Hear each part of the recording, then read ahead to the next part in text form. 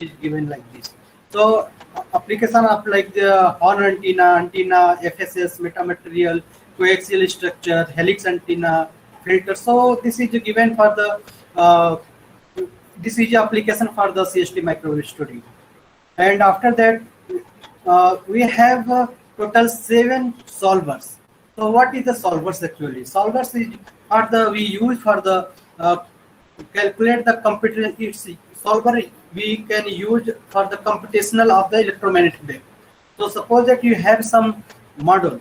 So that model can be that first we will perform some meshing. Meshing can be in form of hexahedral, can be formed in tetrahedral. So according to that, we have some solvers, and these solvers have some own computational technique like a time domain solver. Time domain solver use the finite integration technique and with like a FDTD coding.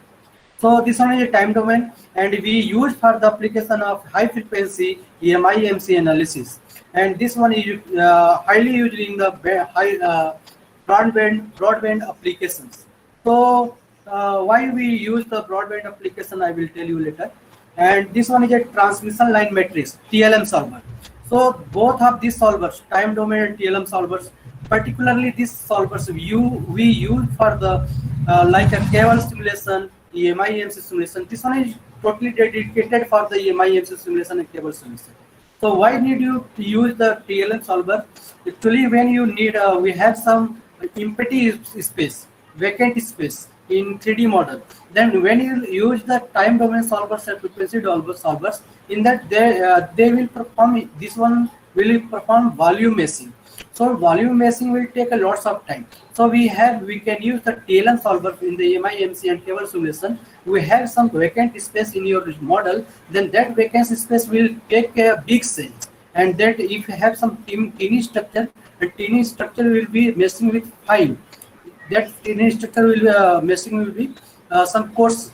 So this one is lots of application is given in this. So I will explain also later what is the meshing in this use, what is the meshing of this type of solvers used. So this one is a frequency domain solvers, and we use for the narrow band applications. And if you want to excite multiple ports at a time, then also we pick for the frequency domain solver. So this one is eigen mode solvers, and why we need eigen mode solvers? Suppose that if you want to resonating effect, if you want to simulate, then we can perform from the eigen mode solvers. Dispersion diagram you can plot for the eigen mode solvers. External quality factor you can perform from the eigen mode solvers. So lots of application is given here. This one is a multi-layer solvers, and this one is use the FEM computational technique. FEM finite element method. Okay, and this one is a multi-layer, and this one use the MLFM method and method of movement. So MLFM computational technique used, and this one is used for the like a MMIC structure, multi-layer structure. What's actually he done? Actually, this solvers are you have some multi-layers, and then you have some thickness of some conductor or material. These solvers use the zero thickness, and this can be reduced of time simulation. So lots of application is given in this solvers. So I will explain later. And this one is a integral equation solvers. So this one is this one and this one we use for the CMA analysis, CMA characteristic mode analysis. For the some you have some resonating structure or MIMO antenna. So if you want to perform some current distribution or mode generating at which frequency, so we can perform in CM analysis, characteristic mode analysis, multi-layer solvers and integral equation solvers. So this one is a asymptotic solvers, and this one is not a full wave Maxwell equation solvers. This one actually we use the ray tracing method. Okay, so in this we use the surface meshing based on the method of movement MOM, and this one is a ray tracing method. So ray tracing method, this means a PO, physical optics and geometrical optics. So this is one is not a full wave Maxwell equation solvers. So this one solve this solvers and this solvers. If we have some electrically large structure like an aeroplane or some ships, then we need to perform some RCS analysis. Suppose that, or if you want to perform some antenna placement simulation, then what we need actually, if you have some large structure, then in that if you do some volume meshing, then it will take a lots of time, huge time, and it will ask for the, it will need for the high configure system. So what will we do here? We will do some surface meshing from the integral equation solver, because integral equation solver and asymptotic solver we use the surface meshing. So totally, it's a application of asymptotic solvers like RCS analysis. And if you want to apply some thin equivalent model, then also we can use the asymptotic model. So suppose that if you have very large electrical size model, then we can use the asymptotic model and integral equation model. So what is the solver overview numerical methods? So first we will take some concept, we will perform some simulation, and virtual prototype we can see, and after that measurement and final product. And in this solver process, we will take numerical method and solve the solver setting we will provide, and solve all the boundary condition, frequency range, and discretization and analysis the result. In this, we use the time domain, frequency domain, eigen mode, asymptotic, integral, and multi-layer solver. So this is all the basic concept for the numerical method. So CST macro studio solver choice. So volumetric meshing like a time domain, TLM, frequency domain. And for the surface meshing, we use the integral equation solver and asymptotic solver. So this one is a ray tracing, SBR, surface meshing, and curve. And this one is also method of movement, MLFM, and this one is a FEM. So all of this I have explained. And this TLM solver use the hexahedral meshing. Okay, and this one use the tetrahedral meshing, and we can perform some curved type of module in this frequency domain. So this one is the basic features of high frequency solvers. So the basic difference between time domain and frequency domain: port sequentially processed in time domain. Okay, and in frequency domain simple process sequentially, additional port not time demanding. So if you will simulate at a sequential port at multiple ports, it will take a little bit time. It will take a less time as compared to time domain. And this one is application used for the broadband application. Why this is very useful for the broadband application? So this one is when we perform some simulation. In that time we provide some excitation.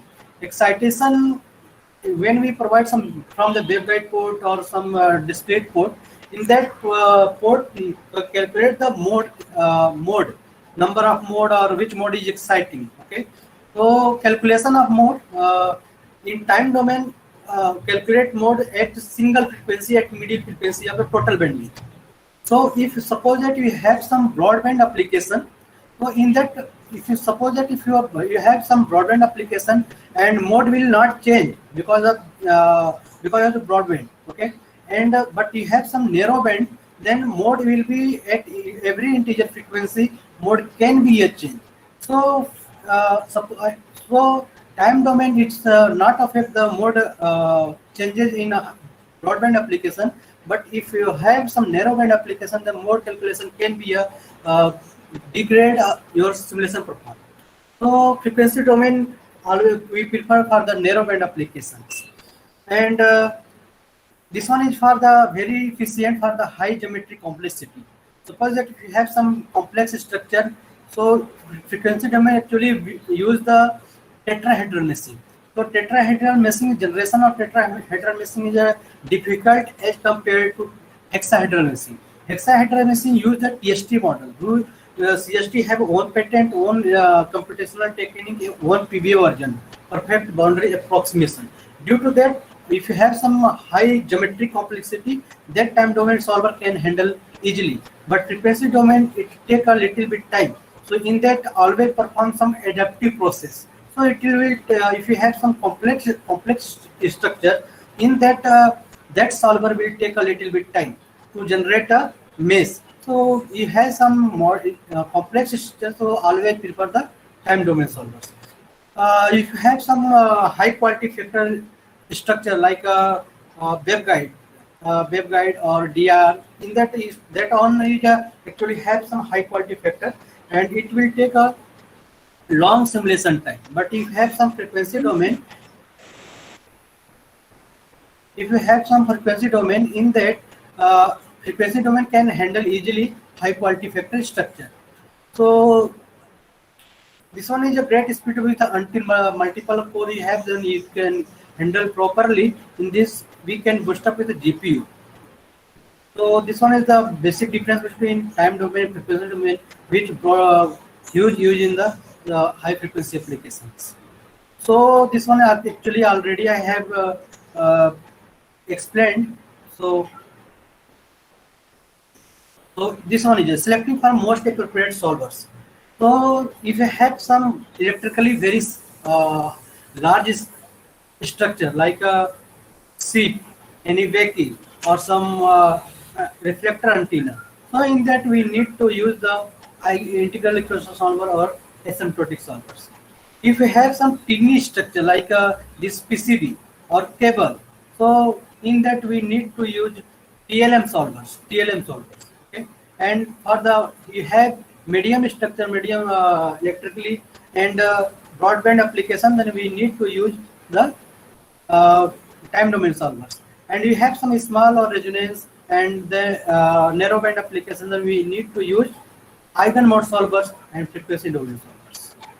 So this one is the performance of FD, iterative and time domain that you can see here. Typically performance of number of mesh cell, and if you will number of mesh cell will be much, but it will take a less time as compared to frequency domain iterate. So this one is a basic different, and this one look like a hexahedral meshing. You can see here. This one is a hexahedral, and in this is square shape, grid line shape. Okay, and this one is actually a hexahedral. You can see in a triangle form. So this one is a look like a meshing. Look like this. So PBI and TST used. In CST, grid line is used. So it easily can snap all of the continuity point and edge and center. So this one is a basic physics, basic computational technique used in the time domain and frequency domain solvers. This one is a TLN solvers. As I explained before, you have some free space in this, then it will make a big cell. Actually, if you do here also a small mesh cell, it will generate a huge mesh cell, and it will generate, if you generate a huge mesh cell, in that it will take lots of time to simulate. So in that we use the TLM solver, where it will be some structure will be teeny, it will coarse. It will define a high coarse this meshing, and you can see here also in zoom format. So it will take it will save lots of time in simulation. And this one is you use the octree mesh. This one is a different. It's not like a hexahedral or tetrahedral. This one is a basic mesh convergence, and as I have told before, this one is a adaptive mesh refinement. In time domain, if you check this one, then so time domain solver always perform a meshing up to where that mark will be not achieved. Suppose that this solver always protect a snapping and PBA version, and up to that mark from this adaptive mesh refinement you can achieve. But it's a trade-off between time simulation and your simulation time and accuracy. So this one is time domain solver, and it's not checked by default. So when you need to define, you can check it. But in time frequency domain, in this we can usually use in this mesh easily generate and take snap. No need to do always these things. So, but in frequency domain, it's difficult to generate meshing in complex structures. So frequency domain always by default perform the adaptive tetrahedral mesh refinement. So this one is automatically given, and like this, yeah. So suppose that you have some multiple like a unit cell locate code. Okay, if you want to simulate some FSS or metamaterial with infinite array simulation, so within the boundary condition in x direction, y direction unit cell, and y min, y max unit cell, you can force that infinite planar wave to the a unit cell, so that we can say flocket code. We will say flocket code. So flocket code is nothing. It's a extended. It's a reducible model of a infinite planar wave. So if you will extend in infinite planar wave, so this flocket code will apply for the infinite planar wave. So we perform infinite planar structure with single unit cells. So metamaterial and FSS and FSS type of structure we can perform with this frequency domain solvers. In time domain, yeah. So what is the look like a template? Okay. In CST, always we perform the. We always select the accurate. Always select the proper template for your particular applications. Okay. If you want to get accurate result, always select a proper template. Suppose that if you want to design some filters and you selected this antenna template, so it may be or it may not be. It's a chance to get a not accurate result. So when you will perform some filters, then you always select a filter template, not antenna template.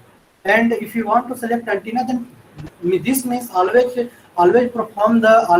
the proper template for getting a accurate result, because that by default settings always give the best setting for the particular applications.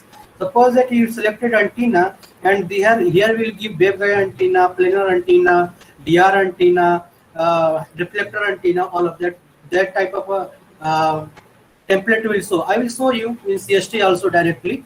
So suppose that you have like this. So waveguide for, suppose that if you want to design some planar antenna, but you have selected a waveguide antenna. So what will do this solver? It will give the setting for the waveguide type of like a horn antenna, cone antenna. So it can be generate a huge cell, and it can degrade your performance of the simulation, or maybe a chance to get not a correct result. So always choose the proper template for the simulation.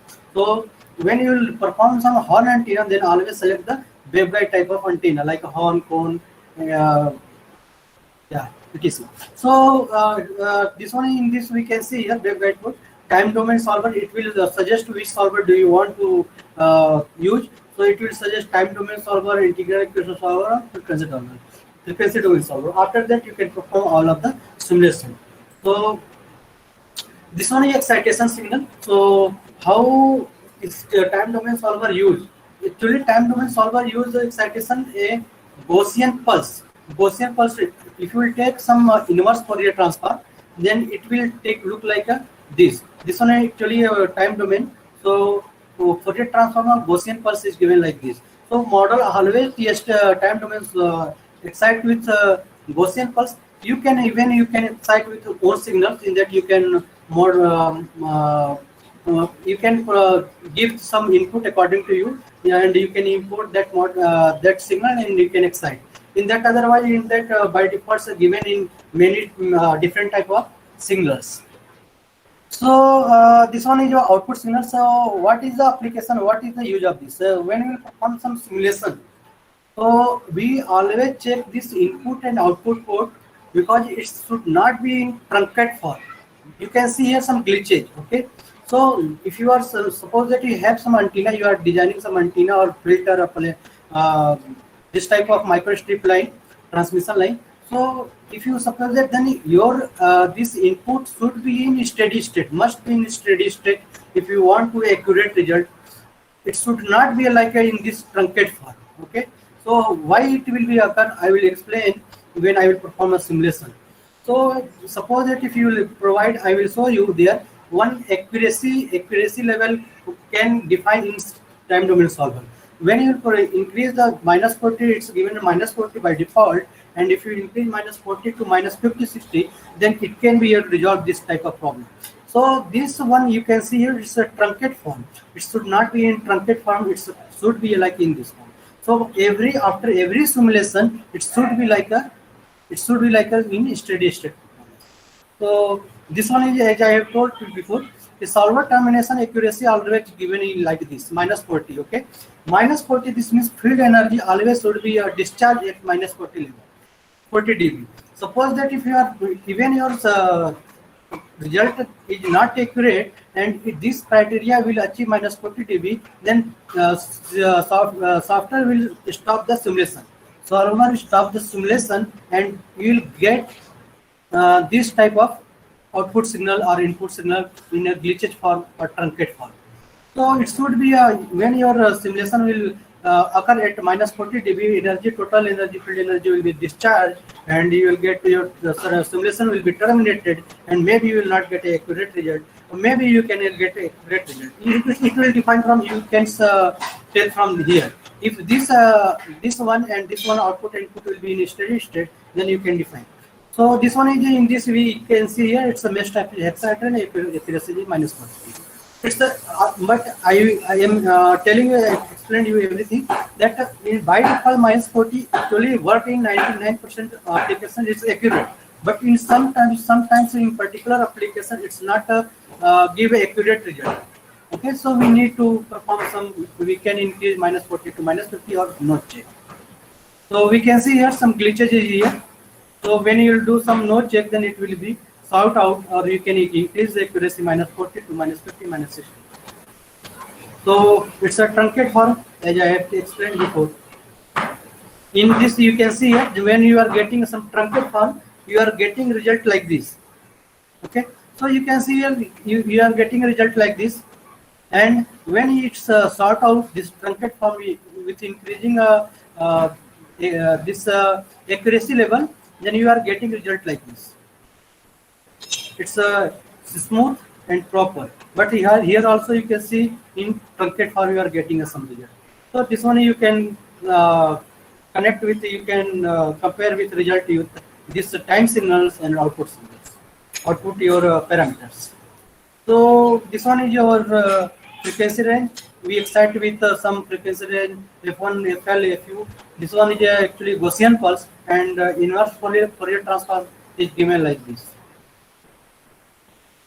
Yeah, so this one is a coupling solver using field source and or field source near field source. So what use of this application?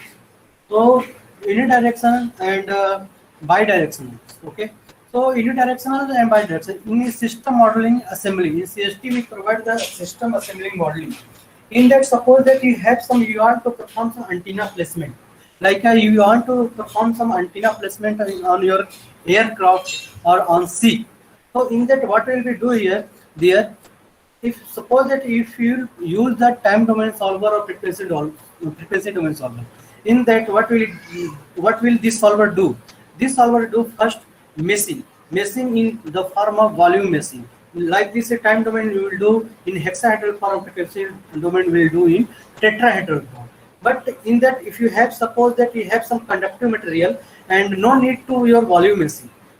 Okay, so what we will do there? We use the integral solvers or asymptotic solver, because these integral equation solvers and asymptotic solvers always provide the surface meshing. No need to volume meshing. So from there, we need to import the field, far field or near field anywhere.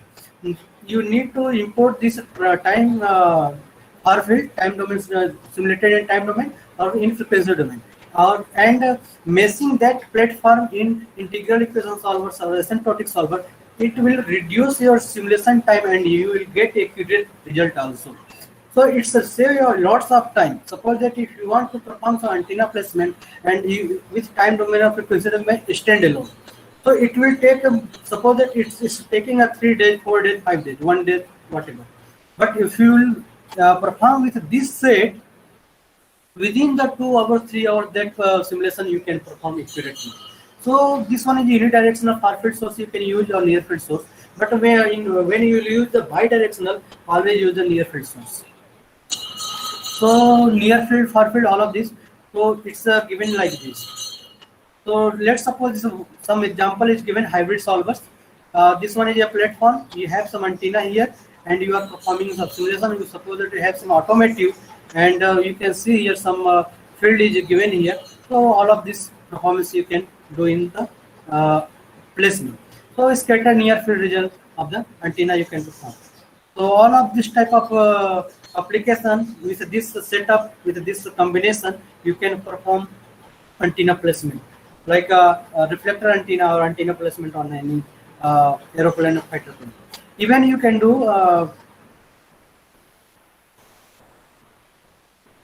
yeah. So antennas situated on the ship, electrically large and small structure in the simulation domain, scattered in the far field region of the antenna. Suppose that this one you have, if this one is placed on this antenna, and if you do some volume machine, it will take a lots of billion machine will generate. So better will we go to the integral solvers or asymptotic solver that will generate only meshing surfaceness, and it will reduce your huge numbers of your mesh. And you can import your source in the form of far field and near field from the time domain or frequency domain to the this integral solvers. So this one is source antenna, export the far field and import the far field pattern with the excitation of the source. So this type of a combination you can perform in antenna placement simulation. Third one is CST EMC Studio for the two coils, transformer, actuator, and all of this type of application you can perform and you can simulate in electromagnetic studio low frequency model and steady model. So application of is electrostatic, stationary current, magnetostatics, all of this type of solver is given. This one is actually static solvers, low frequency static solvers, and this one is a low frequency dynamic solvers. So low frequency domain, low frequency time domain. So we can see here icon of the electrostatic current, and this one is a magnetostatic low frequency domain and low frequency time domain. So so all of this type of solver we can use for the designing of like a sensor, actuator, mechanical transformer. So this one is a particle dynamics. We can see here magnetron, klystron, TWT, electron gun, multiple beam. So all of that multiplexing, all of this type of application we can perform in CST particle studio. So thus this one is the time domain, and ESMS is a supporting solvers of the particle dynamics application. So this one is CST particle studio. This one we need to perform. This one is a supporting solvers, and this one is a main solvers of the particle studio, like a tracking solvers, particle in cell, PIC solvers, and wake point. So this one is the main part, and after that we have some CST multiple physics studio. And if you want to perform some thermal and mechanic on your structure, you can perform in CST multiple physics, like a deformation or due to electromagnetic field on your structure, or some heating effect, cooling effect, and loss. So thermal core simulation, all of that type of simulation and application we can perform in CST multiple physics studio, and it will get accurate result. So in this we have some thermal solvers, steady state and transient solvers, and from this we can perform conduction, convection, radiation, and which type of method use. So conduction CHT for the cooling effect, it will can conduction and convection and radiation can be performed, and this will use the octary hexahedral meshing. And this one third one is the mechanical solvers, elastic deformation, thermal stress, non-linear property also support. So this one from this solvers we can perform this type of applications. So after that, this one is CST Design Studio. As I have told before, if you want to co-simulate, suppose that you can design some power divider or match load or match antenna optimization with this simulation design studio.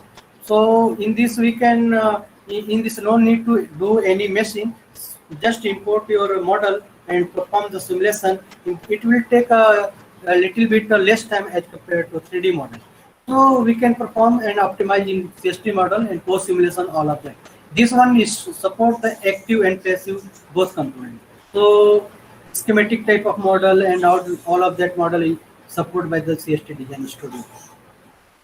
This one is PCB design used for the signal integrity and power integrity, and the simulation of the EMI EMC effect on the printed circuit. So CST cable studio, you can see here, this one is a cable harness. Cable harness means you can design any cable and you can perform some crosstalk between two wires. So what is the crosstalk actually? Crosstalk is in terms of near field, next and fixed. So near crosstalk and far crosstalk. So suppose that if you are provide simulation or performing the simulation at input port is a near far, and if you are providing, if you are simulating at output port is a far field, far crosstalk. So what's the difference? What is the crosstalk? Actually, suppose that you have some transmission line and we have some your cable, screen cable. Then screen cable, suppose that this one is a victim line and one cable is going in that, it's a huge electromagnetic, high power electromagnetic flow in that. So due to that, my electromagnetic, it will radiate from that transmission line, and that cable can be affected from that cable. So we can perform some that type of crosstalk. It's actually radiated emission between two cables. So crosstalk we can perform in CST studio. Some add-ons tool, antenna makers. Antenna makers used for the, suppose that in this inbuilt of lots of antenna, different type of antenna, we can synthesize, we can perform this that antenna, and easily you can export to CST directly. This one is Spark 3D. Spark 3D for the high power breakdown, like a multiplexer and corona discharge. Or if you suppose that you have some 3D model or PCB model, you can perform some multiplexing and you can see how much or what is your power breakdown. This what is your power handling capacity of your model. And this one is Opera. Opera used for the shielding, mechanical, gearing, transformer. And this one is inbuilt come with CST Microwave Studio. And Phase 3D is a unique simulation tool capable to determine the breakdown power level, design complex passive. Phase 3 is a software tool is design the complex passive microwave component based on the waveguide and coaxial cavity technology. So Simulia Abacus, we provide the Abacus also. This is just a Dassault system product, and this one is easily you can use the CST and Abacus for simulation at a time. This one is the based on the FE analysis, and you have some in healthcare health departments widely using the Abacus and CST together. So this one is a module, as I have explained everything. Now how it look like? So I will explain step by step. So let's suppose that this one is actually a component library. Component library provides inbuilt 280 examples, and if you suppose that if you search here something, you can find like antenna. If you search antenna, you will find. If you search some filter, then filter example you will find. So all of the documentation will be attached with that model in form of PDF, and you can export, you can visualize in from the Chrome directly. So this one is component library. You can see here total 280 component inbuilt in this example. For your reference, you can take here any example. If you suppose that TWT, if you want, then you can have search a TWT and you can find TWT example. So all are lots of example is given for your reference. You can take here and you can perform for learning purpose. So what is the actually design environment of the CST Microwave Studio? So when you will open the this design studio, so you can see here this one is a ribbon bar and this one is a navigation window, and it's look like a navigation window. When you will design some 3D component, here you can see result, you can see here, and lots of things I will show you directly in CST. So this one is a workspace primary window, and we can draw some 3D models, and all of the visualization can be seen here. So this one is a progressive window and a parameter list. You have some define some parameter in form of variable. You can visualize here expression and value. And this one is a project message window. When you will get some error or warning, you can see it. So how it's look like a project template? So I have defined, I have told you, always select a proper template for your particular application. Okay, that particular template will give the best setting for your particular that application. So this one is your predefined project template are listed in the splash pages. So in this pyramid Primitives is given like you can design some cylinders, cone, torus, rotations, extrusions, elliptical cylinders, peaks, sphere, and cylinder, and cone. So all of that type of model you can design. Apart from that, you can design 3D model from the 2D wire or 3D wire. So now I will take some example. I will show you some sub 6 gigahertz band 5G antenna. Actually, 5G antenna based on the beam farming concept, Messi MIMO antenna. So if you go there, then it will take a lots of time. But I will give some basic concept of array antenna and MIMO antenna in the CST Microwave Studio. So I will design sub 6 gigahertz antenna. So this antenna will radiate at 3.4 gigahertz. And what is the pattern? And when you how is the difference between your MIMO antenna and array antenna? And how can we analysis the array antenna with single element? And after that, we will perform some array antenna performance together. So we will see here patch forward of some keywords is given here, schematic, connector, all of that. So what is the actually workflow? Workflow will model the antenna, define the excitation, configure the settings, simulate the antenna, visualize the radiating feeding network. If we will go for the power divider design, then this part will be connected, otherwise you can exclude. And this one is a simulate antenna, feeding network, and connector is a full 3D model. So first of all, what will you do here? We will do first here, just this one you can see here. We will select this microwave RF optical, go to the time domain solvers, just select this one, and after that we are designing a patch antenna. So we are designing a patch antenna, so we will select a planar patch slot type of template. So always select a proper template to get a accurate result. So after that we need to define some units.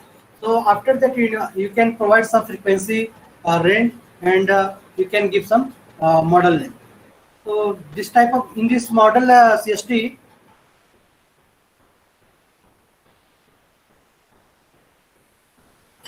in CST we can see here CST load from my CST provides the inbuilt material from the library in market, which material is available for the commercial purpose in market. All of that type of material is available in this material library. So no need to define external material. If you want to define some specific material, then also you can define, but commercial material is available in the market. That material is defined in this material library. So material library, I have selected RA35 lossy in this application, Taconic RA35, which is 2.2 is dielectric constant. So we first will design some ground, and I will show you in CST directly, and after that we will perform some extrude operation for the designing some this substrate, and we will provide some feed network. After that we will perform some patch, and we will give some excitation. So first of all, what we'll do here? So we will design some antenna. So I will go to the first. I will design a single patch antenna. Okay, so single patch antenna first I will design, and after that I will go for the dual patch antenna. So let's suppose I will start from the directly CST. So it will take a less time. So first of all, what will you do here?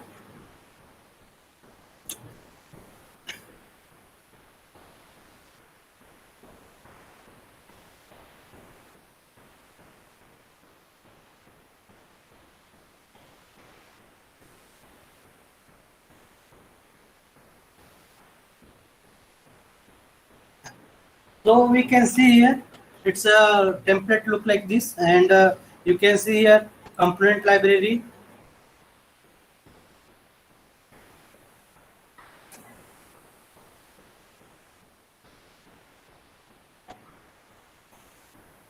So from here you can see here it's a lot of total 280 components is given in this example. Suppose that if you want to search some application like antenna, and go to the antenna and just enter, then all of this you will get some antenna model is given in the example. So, and suppose that if you want to check some description, just click on the question mark, and you can see here what is the description is given in this. So what is the site modeling, which steps is followed. So all of this type of is given here. So for the learning purpose, who is a learner, you can take some step follow in the design. So what you do here, just search and just click, and for the exporting your this model to CST main window, just click on here, and this project will be open in your main screen, main window. So this one is a given example. Now I will show you some modules.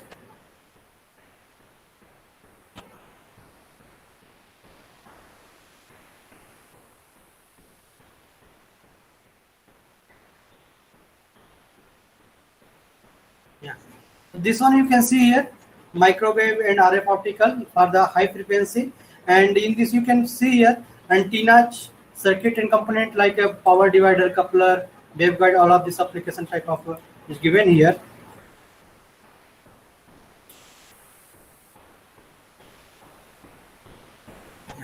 RCS analysis, monostatic, bistatic, multi, and by time signal radar, multi-static radar range, all of this type of features you can perform, simulate, and optimize.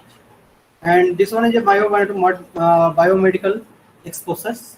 So I will show you if you want to simulate some SAR, biomedical device like a MRI, exposures, specific absorption rate, of all of that type of application you can perform in this. And this one is optical, like a nano antenna, plasmonic applications, quantronic application, dielectric structure you can design like this. So all of that type of application you can perform in high frequency modules. Yeah. This one is periodic structure for the FSS and metamaterial simulation.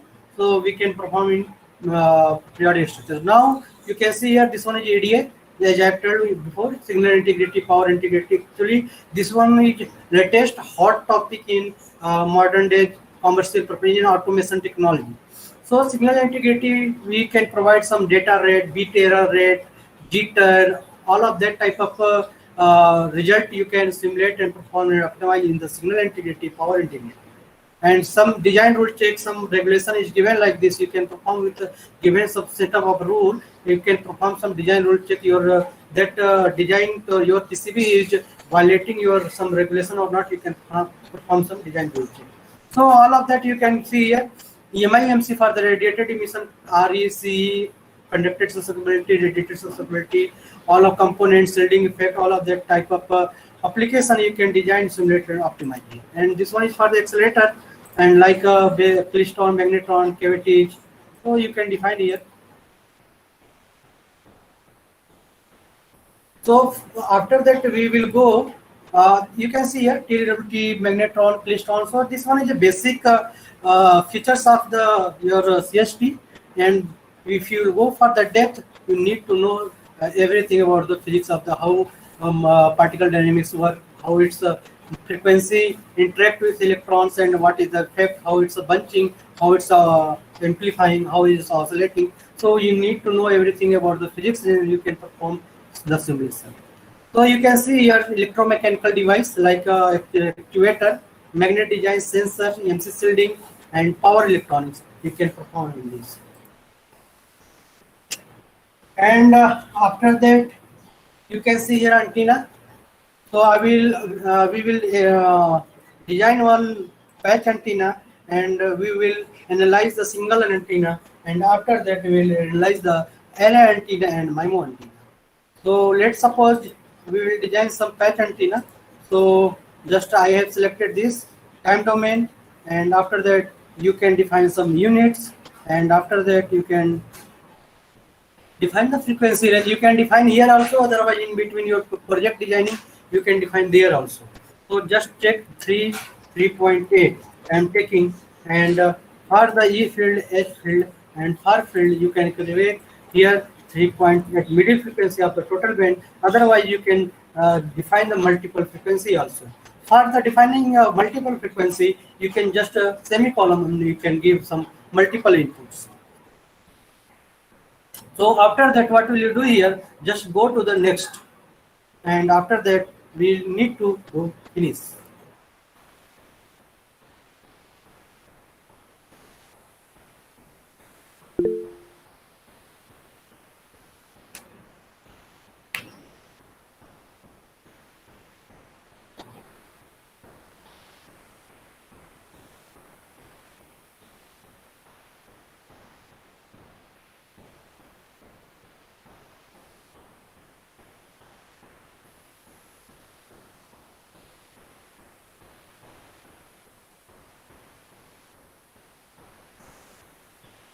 Yeah. So you can see here.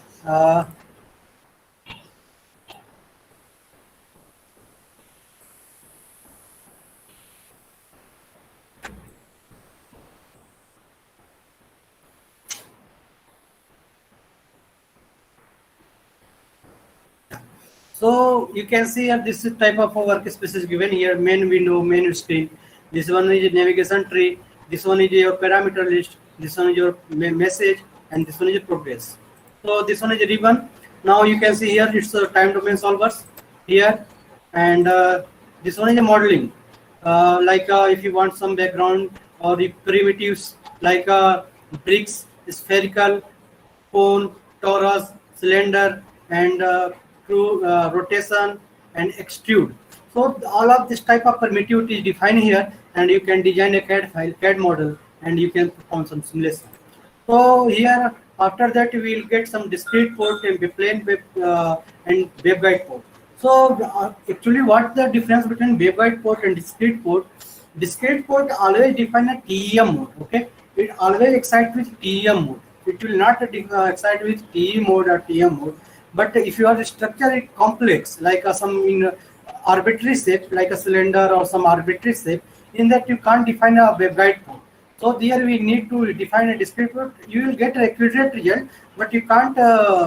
In that case, you will. But if you want to do some mode, port mode, suppose that you want to simulate a port mode, then you need to perform some waveguide port.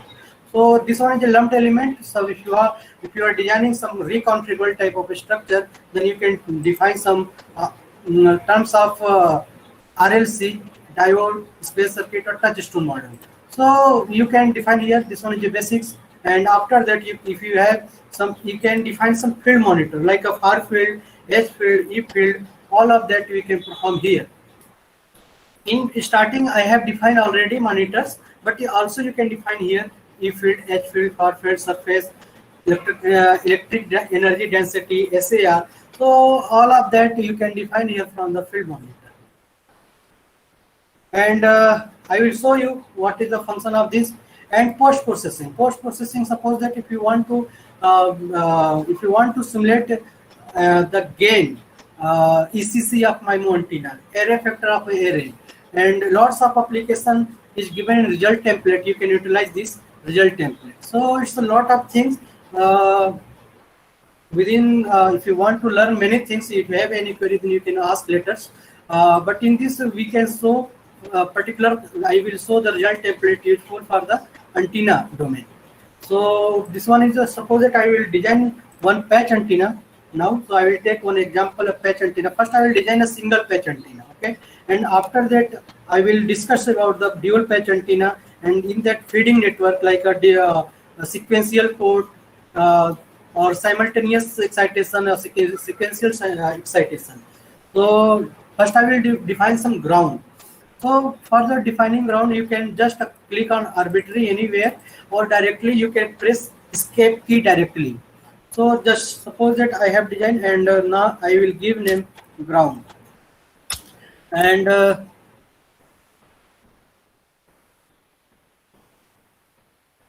I will take, I have calculated the length and width of the ground is minus 45 by 2 to 45 by Actually, this one is a calculated part. Okay. Otherwise, if you want to design by your specification or your frequency application, then you can take reference from your free book.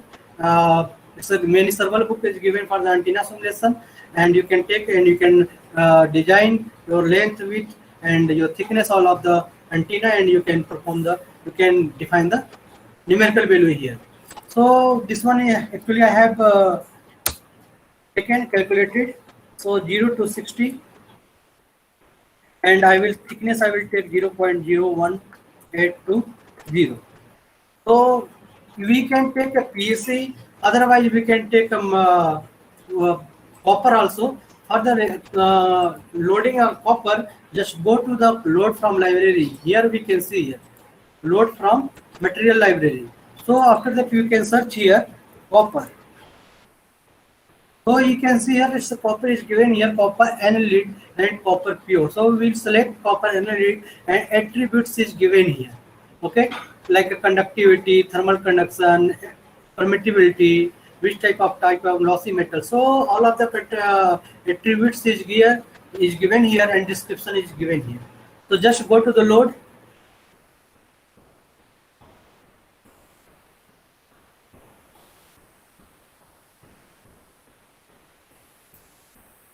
And the copper has been loaded now, and just you can see here preview, and after that just click OK. Now you can see here this copper ground has given here, has been designed. Now we need to define a substrate layer here. So substrate layer we can define from the edge given, edge defined edge like ground. We can give some coordinate, and we can define from coordinate also. But now what we do here, I will use the extrude operation, extrude phase. So for the, suppose that if you want to remove this working plane, it will not affect any in your simulation. This one is for the visualization. If you will click here, then you will remove this working plane. It will not affect any in your simulation. It's for the visualization purpose. So what will you do here? So suppose that you have designed this ground. Now we will design some substrate layers. So what we will do here, first we will go to select this face, and for the selecting a face we will go here peaks. So peaks, here we can see peak face chain, and lots of this peak edge is given here, and shortcut key is given in this column. So now we will select a peak face, or you can trace directly F, and just go to the face of the model and double click. After double click, you can see here it's selected, and go to the extrude operation. And after extrude, you will select your substrate, and thickness of the substrate is 1.52 mm. And material will be Taconic 35 RF35 lossy. So what you will do here, just go to the load library and search Taconic. Taconic, if you search RF35, just see here RF35 lossy, loss free, and this one is lossy. Attributes is given, epsilon permittivity is 3.1, permittivity is 1, and electrical tangent loss is 0.0025. This one is calculated at 10 gigahertz standard value. So what will you do here? Just go to the load and just OK. So this one we have designed ground and substrate now. Now we will design some feed network. Okay. So feeding we will design like this. Suppose that here we can see here, this one is a global coordinate. I will show you how can we utilize the local coordinate system. So local coordinate system always helpful for your making the easy for the designing and simulation. Suppose that if you don't know the coordinate system of here, suppose that you don't know the global coordinates coordinate system here. So what will you do here? Just select this middle point of this edge, okay, and you can define here a local coordinate, and after that you can define according to your applications. Like this, I will show you. So middle point of the edge, for the selecting middle point of edge, go to the peak points and select peak edge center. Otherwise you can select M directly. It's a direct press. If you will press M, then it will come like this. And just go, you can see here, anywhere you will go highlighted in red color, and just double click. If you do a double click, you can see here it's a red color point will be appear here. So after that, what will you do here? We go to the local WSCS. Otherwise, you can select W key directly. Press W. So you can see here it's a define a local coordinate. Local coordinate are always helpful for the designing. Now no need to go to the your global system, global coordinate. Only define the local coordinate from here to here. So what will you do here now? We need to define a feed line. So what will you do? Again, we will go to the brick feed, and after that we will go to the minus 1.7. Actually, this one is a pre-calculated value. So you can design. Okay, I will show you how can you design a different type of feeding network with 50 ohm or some another impedance matching. So I will show you. 0 to 16.5, and this one will be a minus 0.018, and this one is copper. So you can see here preview, this one is given here. So one thing I want to share you, I want to tell you, suppose that if you want to calculate any line impedance of microstrip, CPW with ground, coax, so you can just go to the macros. I will show you again. Just go to the macros, calculate any electrical line impedance. Just go to the here, and now you can see here line is microstrip line. Okay, so thin microstrip line you can select here, and now you can see here thin. If you select some here with height and epsilon, it will give you line impedance. So suppose that I have selected 1.52 mm, and I have given this one 3.4. Okay, and I have selected this material is 3.5 dielectric permittivity constant. So frequency will give you 50 point, impedance will give you 50.57 ohm. So we can calculate the line impedance. If you don't know the how can you calculate from the book, you can calculate directly easily from the impedance calculation. Suppose that if you have some coaxial also you can define. So suppose that you have some 0.3, dia is 2.2, and material is 2.1. So we can see here it's 82.2. This one is given. So we can see here like this. Yeah. So you can see here how can you calculate a line impedance. So this one is given lots of feeding network, CPW, CPWG. So you can calculate line impedance. Now what will we do here? Now we will design some here of patch antenna. Okay. So for the patch, just go to again bricks. Just go to the arbitrary shift, click anywhere, and give a nomenclature patch.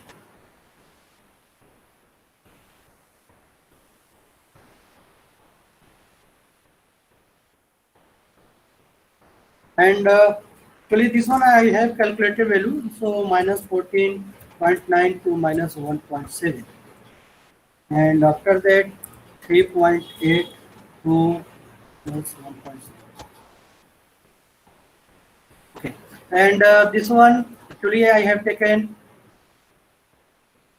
16.5 at initial value, and it will go to up to 49.5, and this one is 0.035.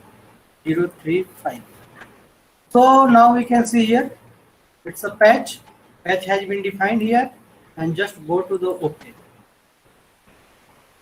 Yeah. So we can see here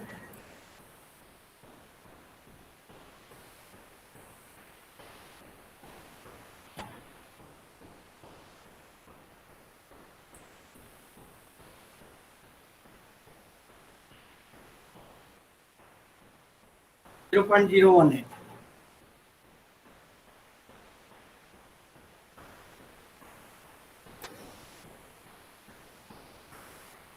what we do here? Just we need to add both and this one. Okay. So feeding network.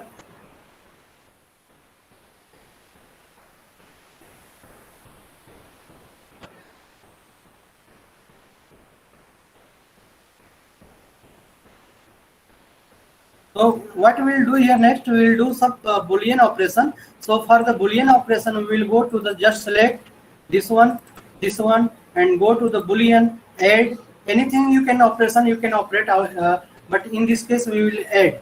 So we just click the plus key directly, otherwise just click on this add.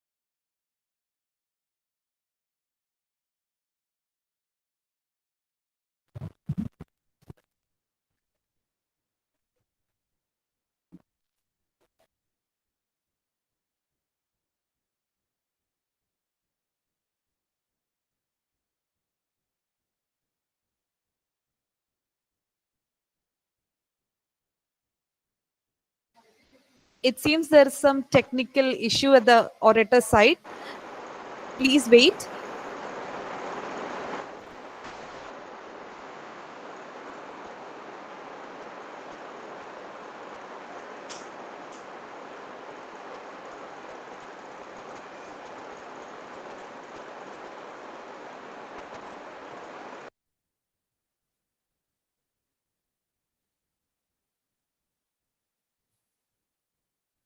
Meanwhile, please fill the attendance link.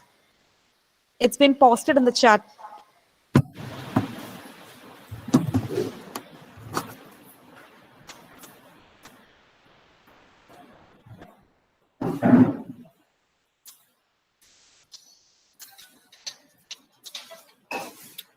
Madam நான் அவருக்கு தான் try பண்ணுறேன்.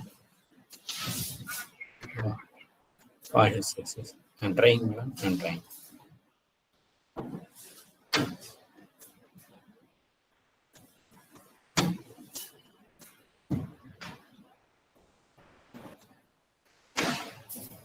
Actually, some my had some internet problem, so I will. Hello, sir. Yeah, yes, ma'am. Actually, I was. Correct. Okay.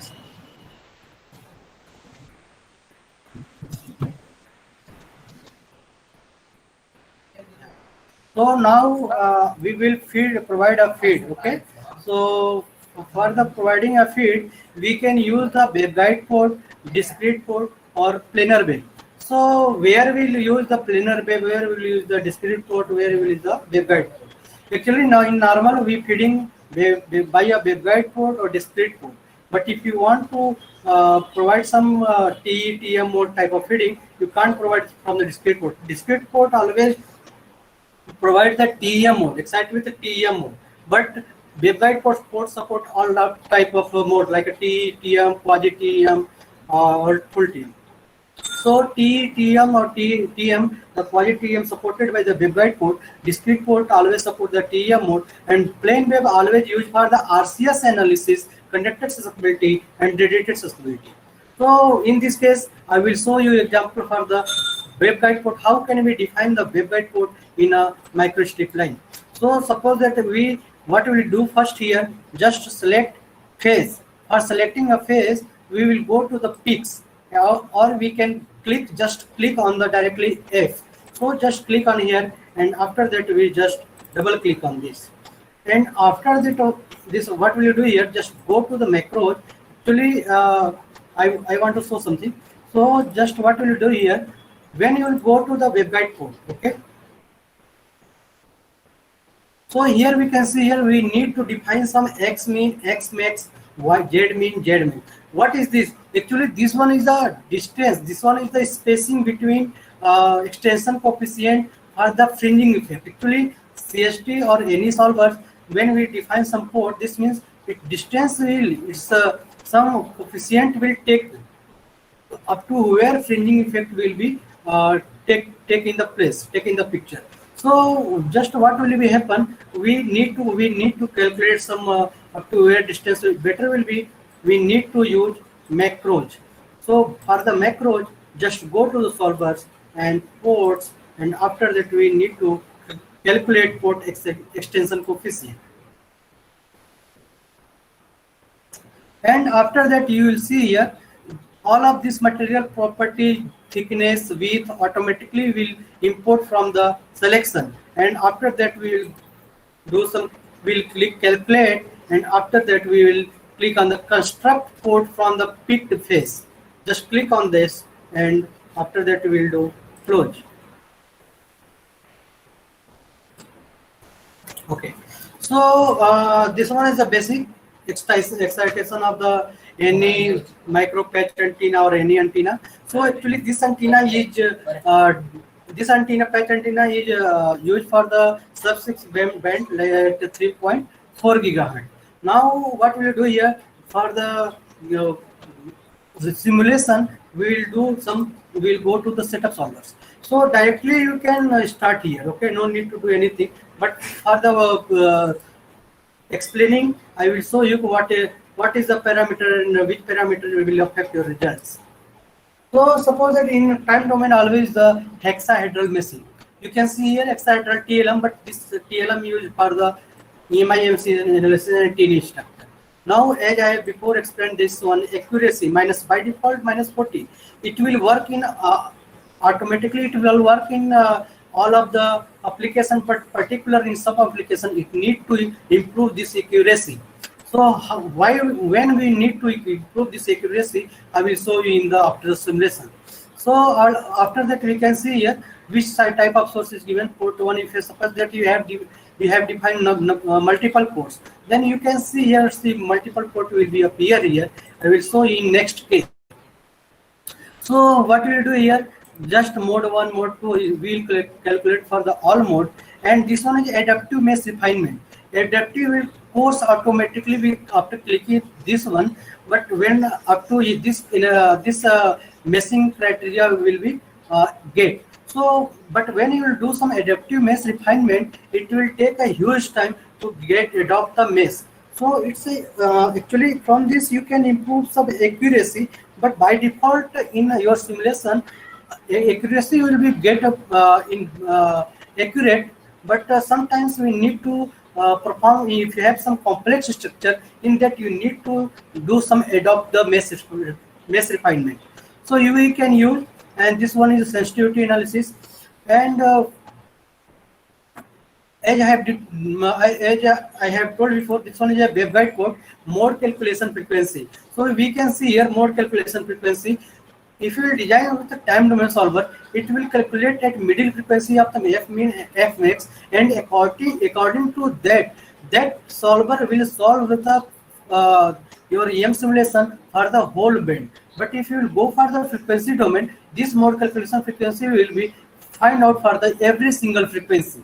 So for the if you have some broadband application, it will not affect more. But you have some narrowband application, it will affect your applications. So for the broadband application, you should use the time domain solver. If you have some narrowband application, then you should use the frequency domain applications.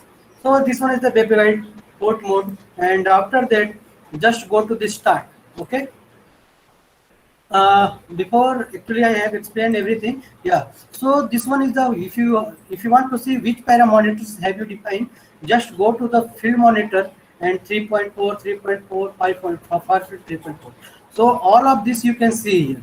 So field monitor is given here, and when you will simulate, you can see here your mesh also. Yeah, you can see here he's taking a snap, okay, proper snap at your edge. So it's a meshing is good where they need to dance. The meshing is grid line is a dance where it's no need of dance. Then it's a you can see a mesh line like this. So this is a mesh and CPW cells per wavelength. If you want to do some course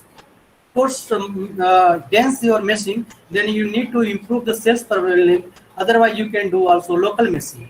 So it's improving you. It's reduce. It's for making a dense mesh. It's a lots of tool here, but no need to give some dense mesh because sometimes it happen like this. Suppose that you have some gaps very less. Like suppose that if you have some gap between two elementary 0.0001, and you are suppose that if you are meshing with space between two grid line is 0.003, then it starts to be a short circuit. Okay, it will take like a short circuit in that you will not get a good result. So densing of mesh is not always a good option.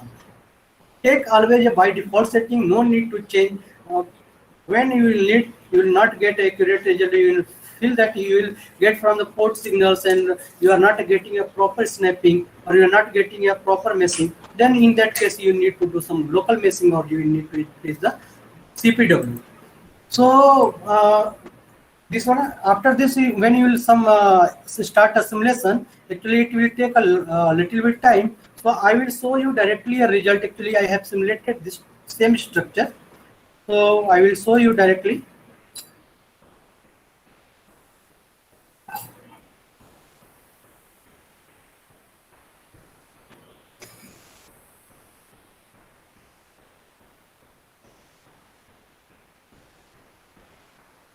Yeah. So actually in this, I didn't take a copper. In this, I have taken a PC and copper is same actually perfect electrical conductor material. So in this actually I want to say something about the boundary condition. So you can see here some boundary condition here. Okay. So in this X mean X max is open at Y mean Y max is open at space. Z mean Z max is open at space. So all of the in given direction open at space.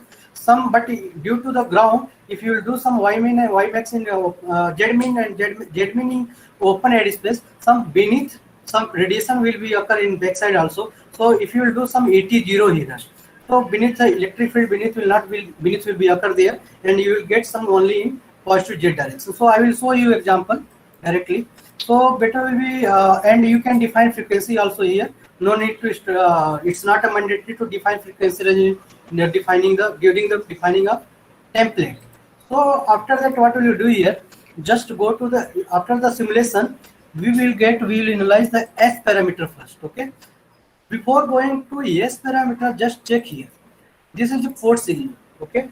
So you can see here, input signal is going to the steady state condition, but output is in the form of truncate. Actually, it's about the reach in steady state, but it's still some truncate form, some glitches here.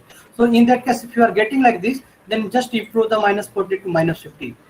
Otherwise, by default, -40 is okay. If we are getting some truncate form, then you need to improve the -40 to -50. So after that, we will go for the S parameter result. So now here we can see here, this antenna is radiating at 3.39 gigahertz, almost at 3.4 gigahertz. So just for the checking at what frequency and what is the magnitude of the 1D result S parameter, just go to the right click and just go to the move exchange marker to minimum, and you will get 3.39 gigahertz, and this magnitude is -42.89 dB. So you can see here, and now if you want to see in linear also, you can see linear. Otherwise, you can see in dB also. So phase, real phase, and the Smith chart also is given. In plot is also is given. After that, you want to see your line impedance, reference impedance. You can see here it's almost 50 ohm, as we have defined in that impedance line. And this one is a VSWR. You can see here 1.0. So all of that we can see here in 1D result. Now we will see a 2D result. So for the getting a 2D result, just now we can remove this one. No need, I will explain later from this. So So what will you do here? Just for the we can do here, just go to the port modes. Now which modes is exciting with this modes ports? So for the this we just click here. Now we can see here this port is exciting with uh, quasi TEM mode, okay, and 48.3753 ohm, and wave impedance is 272 ohm. All parameters is given here, and electric field is you can see here, and just click on the smart scaling. When it then it will visualize it. Visualization can be improved, and you can go to the animation. So it's actually it will take a little bit time because lots of application is processing in this PC. So it will take a little bit time.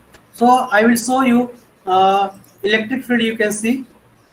Otherwise, also you can see some arrow form, contour form, carpet form. So you can see when you will do some contour form, only you can see in the your surface, that surface. So let's suppose this one. Yeah, this one you can see a positive EM. Okay. Now I will show you electric field.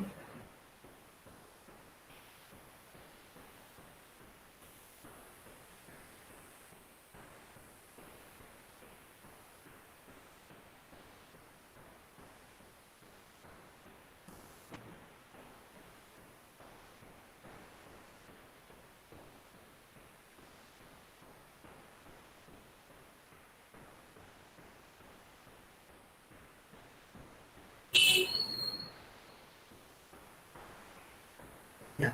So you can see here this electric field is given here, and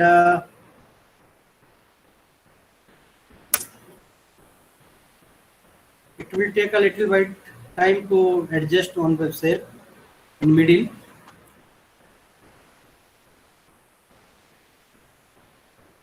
If you go for the smart scaling, your this parameter intensity will be parameter will be changed. You can visualize the proper, and if you remove this all transparent, you can see electric field with your structure also. And you can select from arrows to contour. If you want to see your electric field on your surface of your antenna, just click on the your contour from arrow to contour. Yeah. So you can see here it will.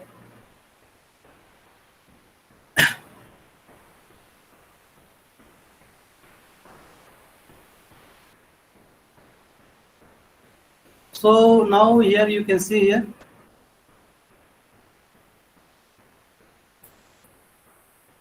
If you do some smart scaling, this color visualization will be changed, and this unit also will be changed. Just go to the contour. Also, we can see here hotspot of electric field at your 3D model.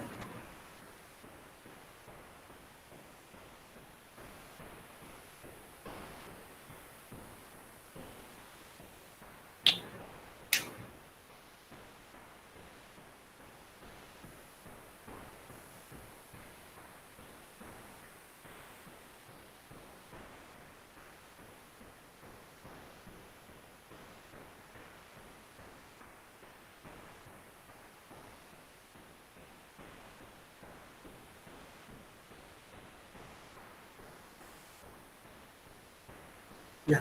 So now you can see here, this one is a hotspot, and if you will do some animation, it will you can see here how is the pattern is being in your this design. So after this, you can visualize also edge field and surface current also. So now we will go for the far field pattern. Okay. So for the far field, I will show you far field now. So far field, first of all, for the far field, I will explain with some array factor. So you can see here, first of all, I will show this one is a far field in radiating in broadside. Okay, so this one is a 3D pattern. Okay, so this antenna is radiating in broadside, and if you want to go for the this polar plot, then we can see in polar plot also.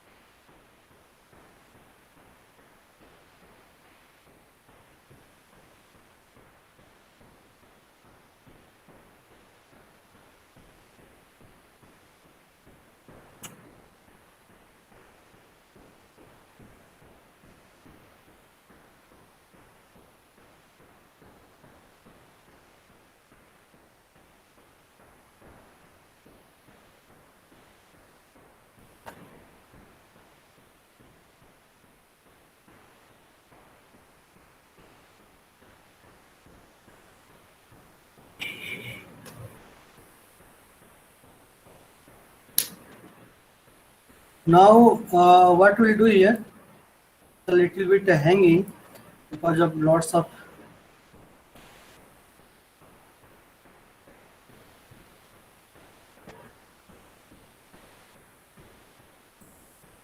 So now after that, I will show you what is the in PPT also you can see. Okay, until this will not get stable. So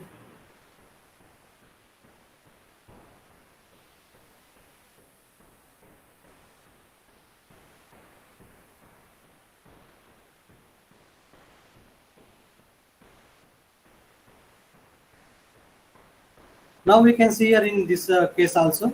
So what we'll do here, just go to the, yeah. So after that, after that simulation of one single unit, we need to make a mirror image of this patch antenna. Okay, so making a this mirror image of patch antenna, just click on the feed and patch or anything you can select. Okay, after that go to the transform. Okay, transform you will go, then you will get some copy and unite. Okay, in that you will check and mirror means some same image of mirror image of the this patch antenna will be designed here with we no need to design again.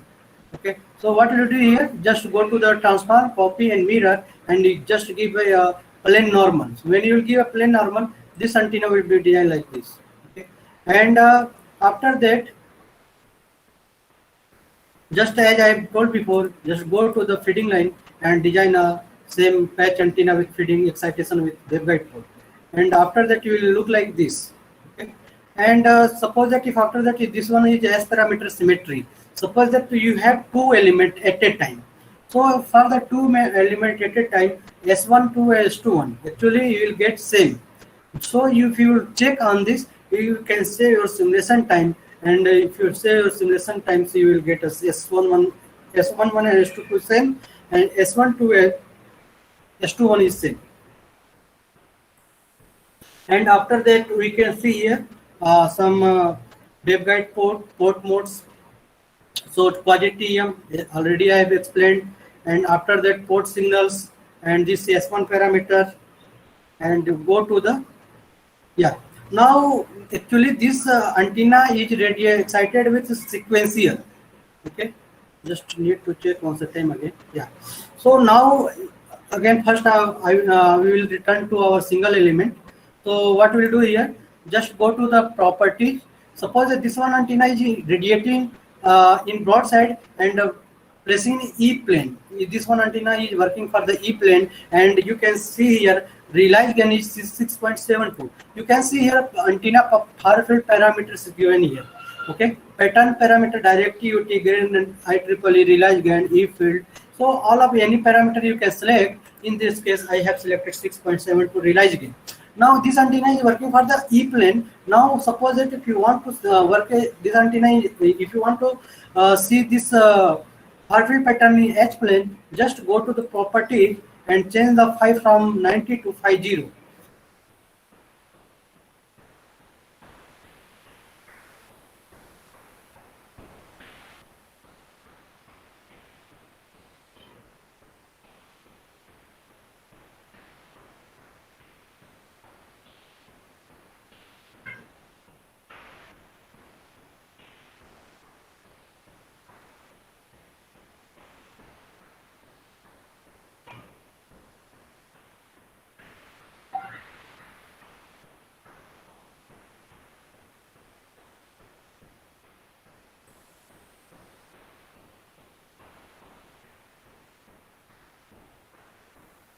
Actually, it will take a little bit time.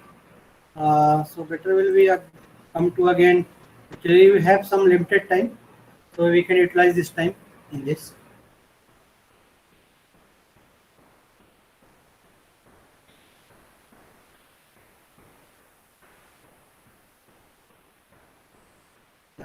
So from here we can see here.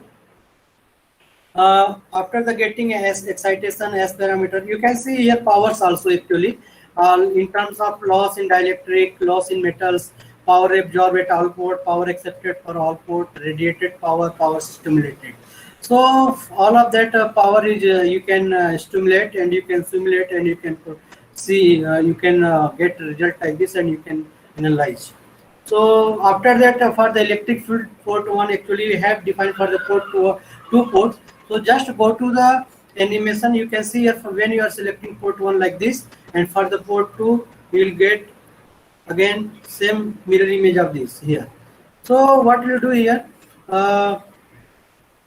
now this one is the far field for the 3D pattern of the port 1 and port 2.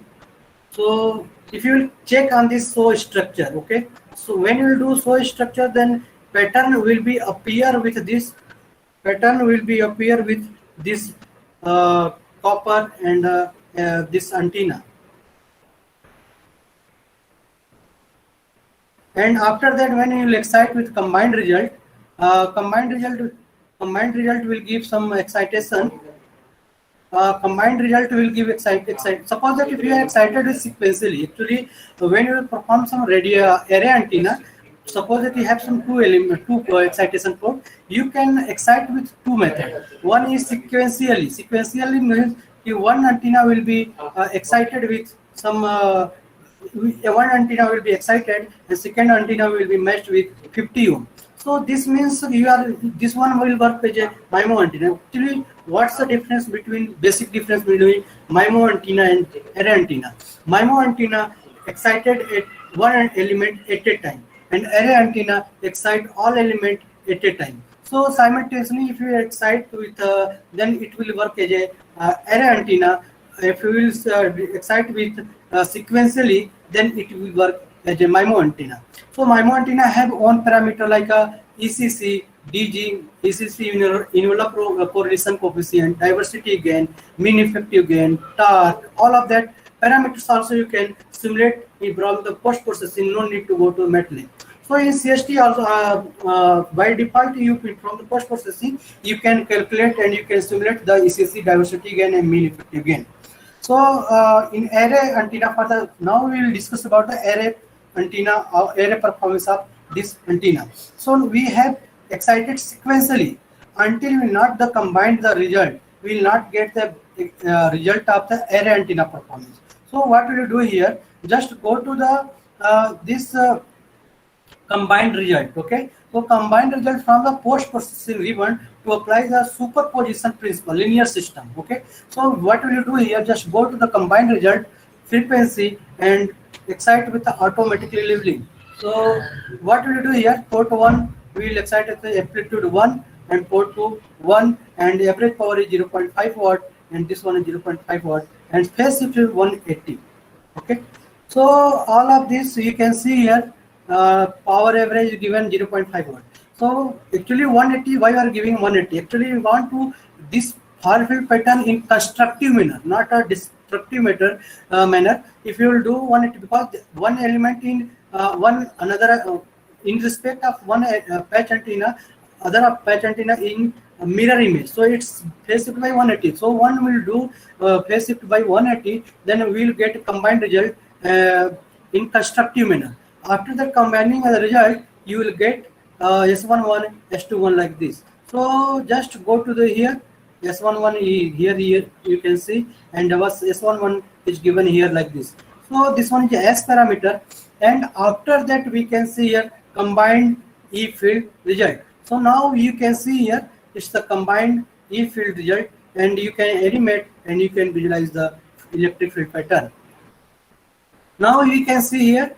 Before when we are taking a single element, so that time we are getting a 6.56 dB. So after that, when you will combine the both element, so gain of the array antenna is 8.86 dBi, and you can get from here this type of result. So this one is you are getting higher directivity from the antenna in form of 8.86 dBi compared to the single excited case 6.56 dBi. So how will do? Actually, as I have told that before we selected sequentially. From here you can select a sequentially from here. Actually, when you will go to the time domain solver, after that selection excitation list, and after that you will go to the simultaneous, or after you will otherwise you can select a sequential. So when you will do some this check, we will get some port 1 1, phase shift 0, port 2, phase shift to 180, and you will get some phase shift here.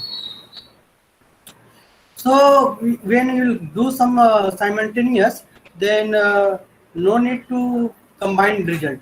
Result will always give in combined, so no need to perform this case.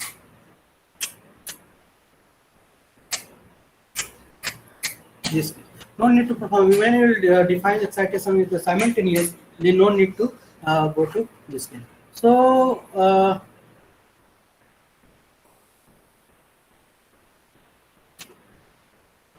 yeah. So now here we can see here.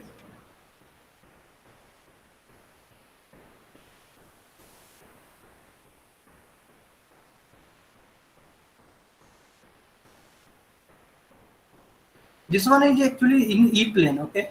When you will select this one phi is equal to 0, then you will get in H plane. So it can be calculated in phi 90 or phi 0, and the theta will be variable in this one. So when your antenna will radiate at theta equal to 0 direction, then its antenna is radiating broadside. If your antenna is radiating in 90 degree, then its antenna is radiating in end fire mode.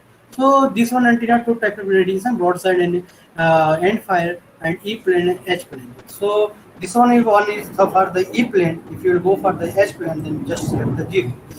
So after that, what we will do here for the converting the single element antenna in the two element, I will show you directly. Yeah. So first of all, what we will do here, just go to the here. Just select the face again, and we will extrude. So first we will take some ground, just double click and extrude. Just escape.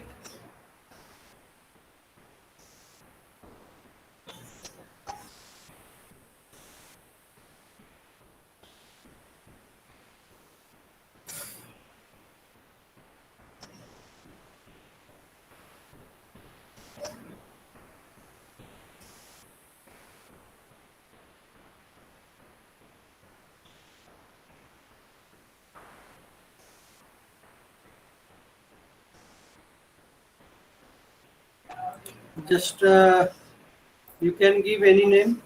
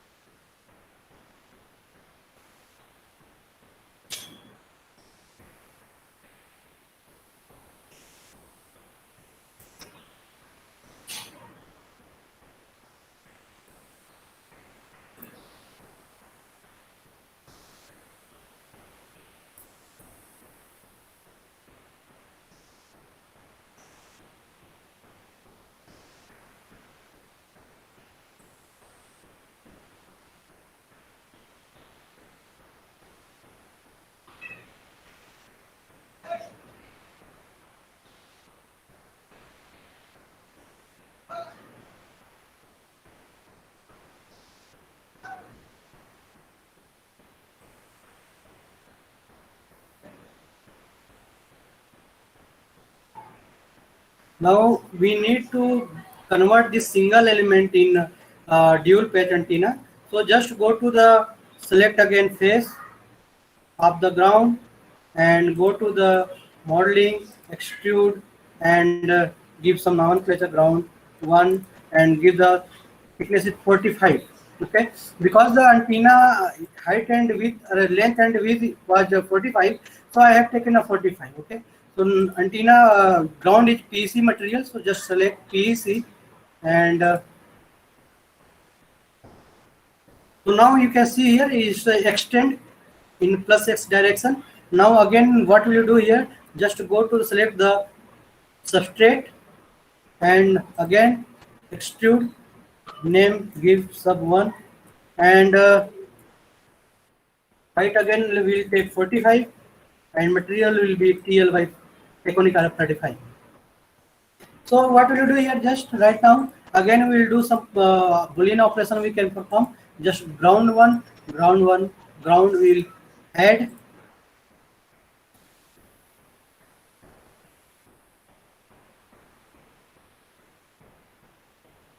It will take a little bit time. Yeah. Also, we can perform a sub. We can add sub one, substrate one, do both. But if you will add or will not add, it will not affect much more. It will get the same result. So after that, what will you do here? As I have told before, when you will define some. After that, we need to make an image file of this patch antenna. Okay, patch plus field. So just go to the control T, select this one. Otherwise you can click on transform, or you can click control or T, control plus T. So what will you do here? Just go to the select this one and translate or mirror. Okay, so when you do this mirror, and it will give in one direction, you can provide a mirror plane and just look.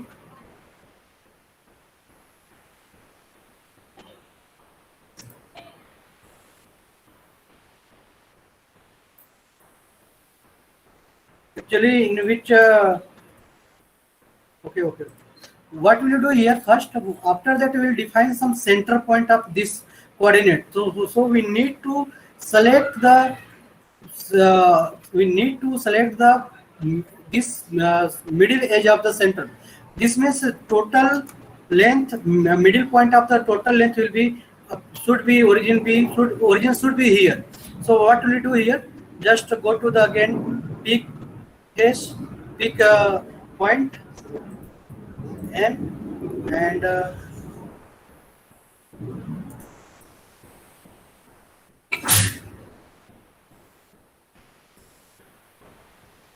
just give W again, and after that just select this one, transform and make mirror. So when you will do mirror, just one, and you can see here it's making here one normal plane mirror image. So just copy and just OK. Now you can see here dual patch antenna has been defined now, and what we will do here again, we will define some exciton SN like before. So for the providing excitation, just click on the F and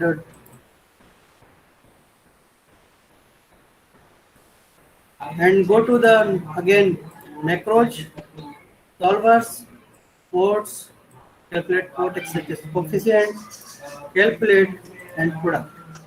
Construct port from the data. So after that we will get okay.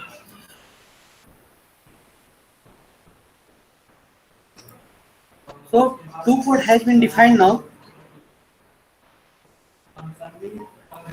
Two port has been defined now, port 1, port 2. So how will you excite with the two port for the array, and how will you excite for the MIMO antenna? So just go to the excitation source type, just go to the setup solvers, and after that you will go get here port 1, port 2 of selection or all port. Just go to the selection, excitation list, port 1, port 2, and you can see here sequentially or simultaneous. So when you will define sequentially, then you need to do combined result. When you will not when you will excite with simultaneous, then no need to combine result. It will give a array antenna parameters directly. So what happening here? Suppose that if you give a simultaneous, then you need to provide some phase. If you are designing for the phase area antenna, then you can select a phase. Otherwise, what you want parameter, you can change accordingly to you. So in this you will get like this. Otherwise, you can do sequential and OK, and after that you will start a simulation. So when you will do its simulation, then antenna I will show you directly.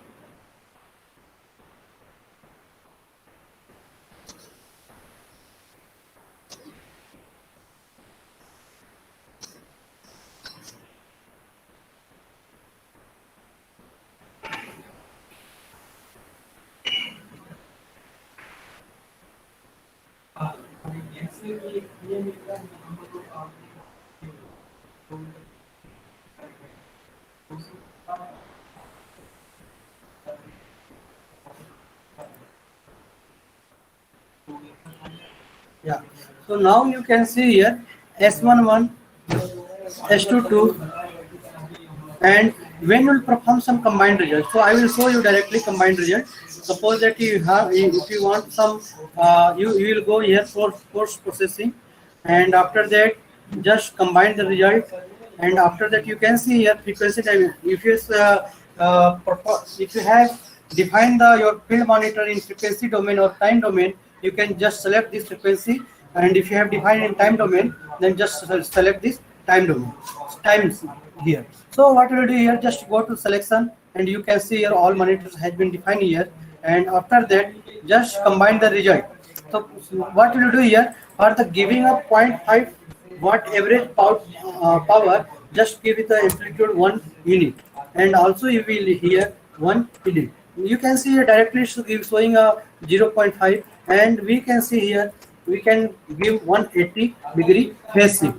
So after that you can see here automatically labeling is occurred here, and after that just combine the result, and you will get result like this. So this one is the far field gain, again it will appear like this, and this one is S11. You can see here S11 with phase with in form of array will degrade due to some coupling. Okay, so impedance is mismatching due to the multiple element. So you can see here active element impedance with different phase shift. So you can perform with result with like this, and you can see here S21 also. You can see here S21 also. So all of that you can perform simulation in term of array antenna, and after that you will get far field result with combined result like this, and just go to the absolute value, and you will get result far field. So just if you will go for the you can select otherwise in 1D result Cartesian of polar plot, and otherwise you can go for the 0 for the 0 for the H plane, and 90 for the E plane. So just go to the here. Now you can see here it's going giving a 9.8 dBi for the H plane at 3.4 gigahertz. Now I will show you what is the use of the antenna array factor. Okay, so how can we utilize the antenna array factor? So suppose that we have some single element array. Suppose we are using a 2 element or 3 element. Suppose that we have some single element antenna, and we want to perform some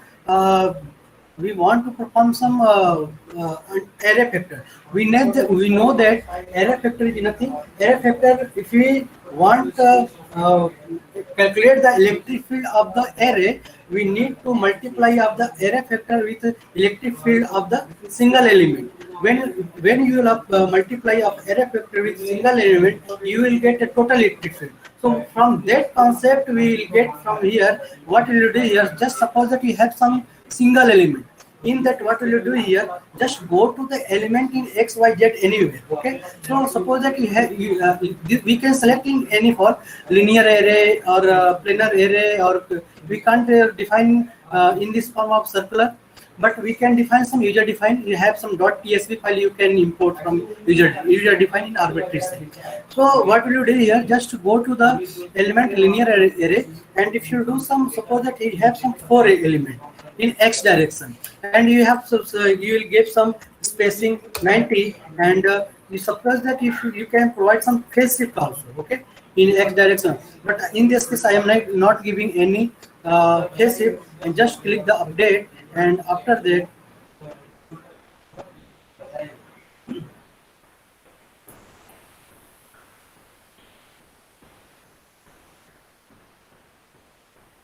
yeah.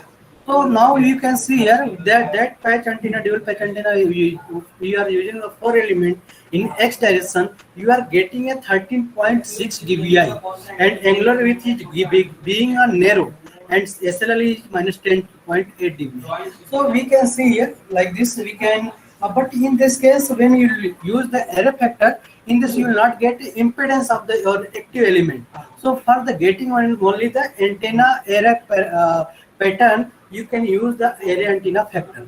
So it is the end of the topic of the antenna simulation in CST, and If you have any query, then please let me know. If you have any query, then please ask.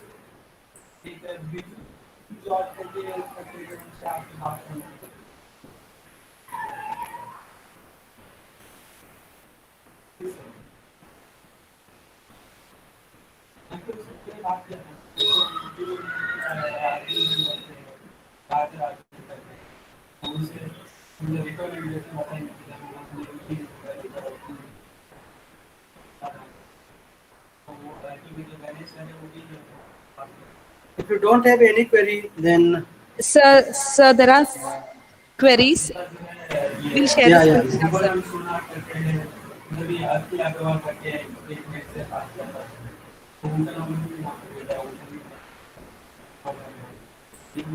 Nobody have any query? So we are sharing the questions, sir. Okay.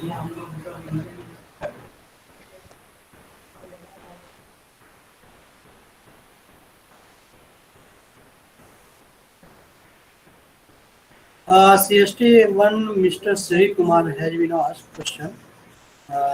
Sir, is it visible? Yeah, it's visible.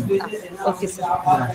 Yeah, we can use the CST Studio for the dialectical DR antenna, and I can show you directly this one.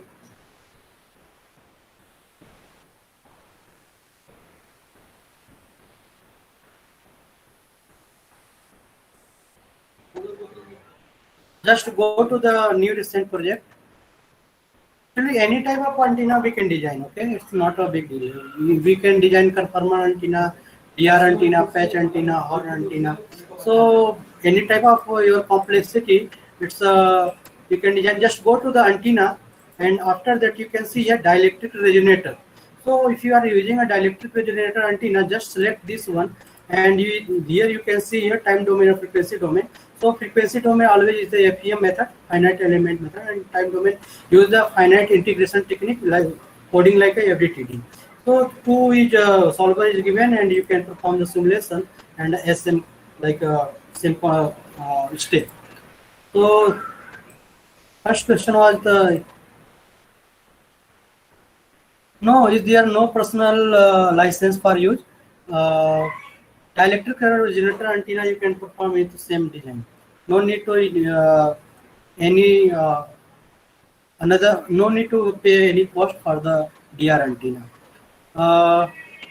Yeah, the finite antenna, finite element method used in CST in like a frequency domain. Frequency domain always use the finite element method. Yeah, we can export any model if you have some format like you have some mechanical CAD model, like I can show you. Just wait, I will show you any model. Which model?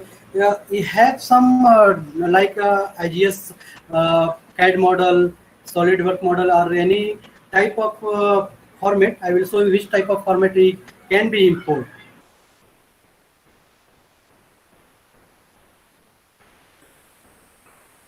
Suppose that if you want to simulate, if you want to import, so all of this type of the STAP file, okay, OBJ file, STL, VDA, all of this SolidWorks, all of this 3D KDA finance time. So all of this type of CAD file you can import in CST. Okay, Coral, if you have some in this format model, you can import directly in CST.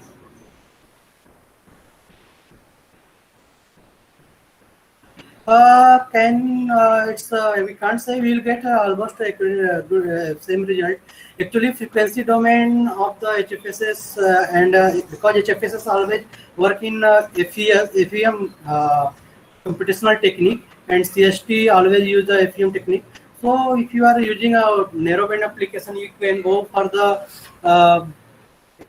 frequency domain solver. If you are using for the broadband, then you can use for the time domain solvers. So it's nothing to compare. You will get a result in both cases are same. But it's making a use. How can you use the software? It depends on that. How are you handling the software and how are you using the software?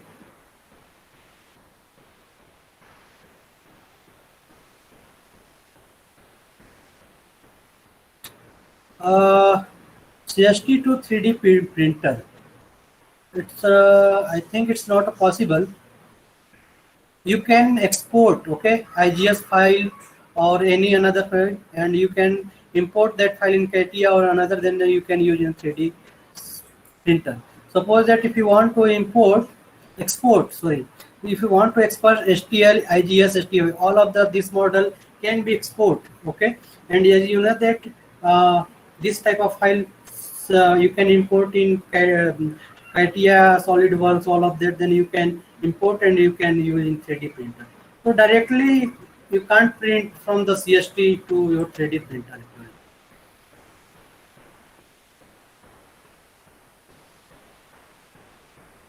Yeah, multiplexing, you can use the secondary pattern generation, giving specific primary pattern. So for this question, you need to tell me. We need to tell me about the detail. Actually, in which application do you want? Multiplexing you want, or some in another applications? So if you will tell me, then I can explain you properly. Secondary pattern generation giving a specific primary pattern. So for which application, first we know me, let me know for which, suppose that you are using some multiplexer, in that always use the secondary emission. So first let me know which type of application are you using, or otherwise you can mail me what is your detail in your question in detail, then I will reply.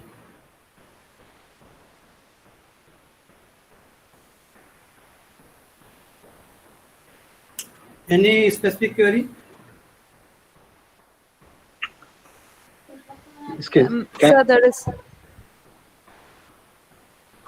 Sir, there is a query on reflector analysis. Yeah. Reflector analysis. Actually, in starting, I have explained about that. Suppose that you have some reflectory type of structure. Suppose that you have some reflector and you want to simulate that reflector with horn antenna. So in that we actually what you do, reflector made from the PC of some metal, okay. So when you do in time domain or frequency domain, it will take a volume meshing. So in that what will be, it will generate a huge number of mesh cell. So when it will generate a huge number of mesh cell and you will perform some horn antenna, that in that condition what will be here, it will take lots of time in simulation. So for the sorting that type of problem, we use the hybrid simulation, okay. So for the hybrid simulation, unidirectional and bidirectional. So first of all, what will you do here? First, design an antenna in time domain and frequency domain, okay. Which antenna you want to perform for the near field and far field, and for that particular frequency. And after that, we can design a reflector antenna, and reflector antenna we design should be in integral equation solver or asymptotic solver. So any in both that solver you can design, because that solvers use the surface meshing. And after that, what will you do here? Just go to the hybrid simulation, and when you will do something, actually I didn't have design like this. So what will you do? Just go to the hybrid simulation, and hybrid simulation will do, then there will be two template will be occur, because that antenna will be designed in design studio, and design studio work as a 2D model, okay. But your parameters, far field parameters or near field parameters, all of monitor you can define in 3D, and that will 3D model post simulate in design studio. It will take a less time, and it will be a take a less time, and otherwise if you need to more in detail, then you can mail us. Otherwise you can contact in detail, because it's a very lengthy topic, but I can in direct way, in short I will tell you, use the hybrid simulation and you can simulate the easily. For the designing a reflectory antenna, you can in construct, you can go for the some reflector type of antenna you can design here.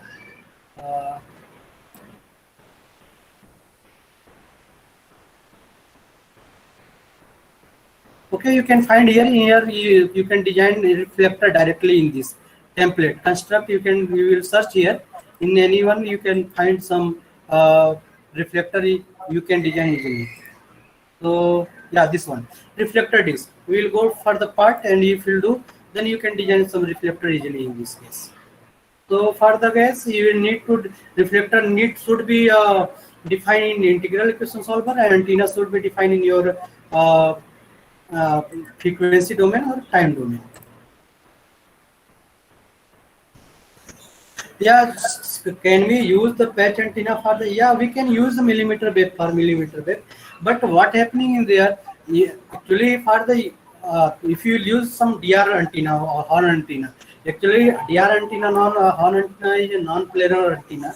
But at higher frequency millimeter wave, DR antenna size is very less. So in that case, we can use a DR antenna as well as patch antenna, but patch antenna have some lossy properties because of the surface wave. So also you can design a patch antenna, but patch antenna size will be small as compared to if you design for the high frequency. Patch antenna it can be designed at any frequency. Yes, we can do SAR simulation of antenna with phantom body. Phantom body for the phantom body, you need to import the bio model. But for the bio model, your antenna, your CST must be support that bio model, because in that you need to buy a token. Actually, you need to check your that CST is supporting a bio model or not. If your CST is not supporting a bio model, then buy a token for the bio model, and you can import directly your phantom bio model from here. Uh, and you can import uh, 3D model and go to the voxel model data, and TCU all of that you can import, and perform some simulation with some mobile or some any patch antenna, and go to the some here field monitor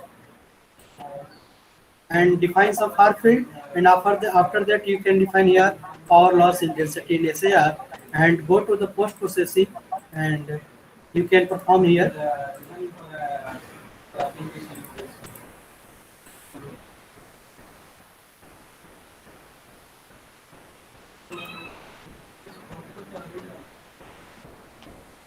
Thank you, sir.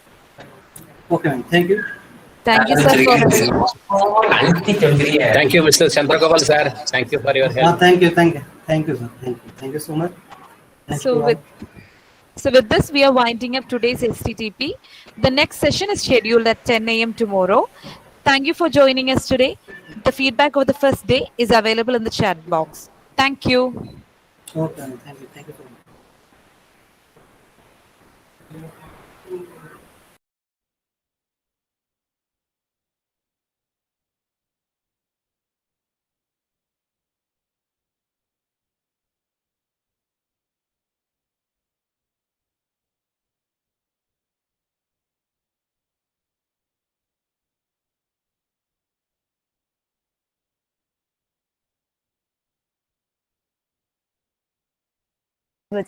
ഞാൻ cut ചെയ്തു